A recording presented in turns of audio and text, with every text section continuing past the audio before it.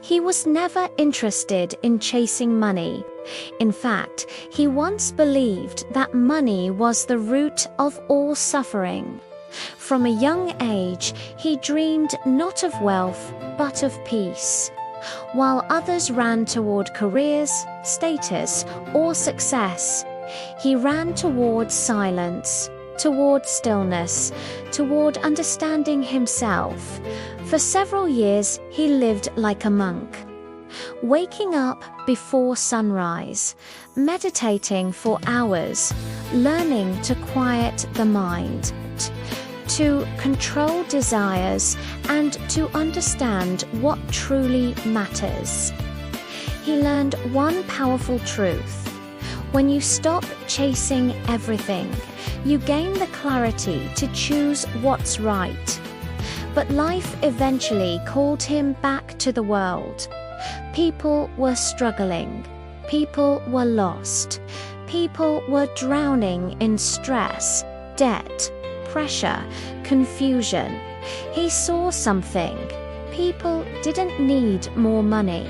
People needed more awareness, more clarity, more inner freedom.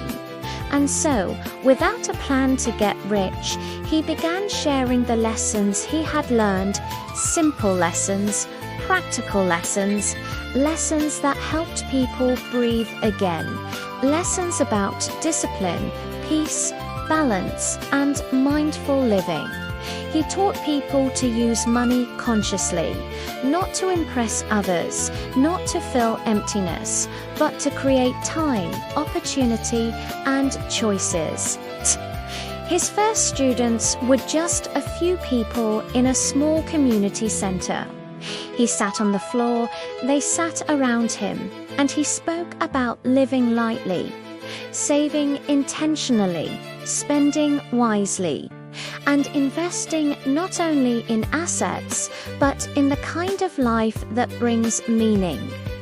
Word began to spread.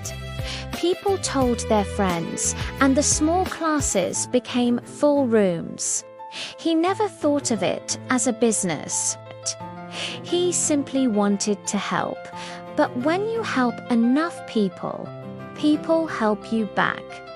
Organizations invited him. Online platforms asked him to teach. Books, courses, workshops, everything he created came from the same place: a desire to reduce suffering and increase awareness. And something strange happened. The less he cared about money, the more money came.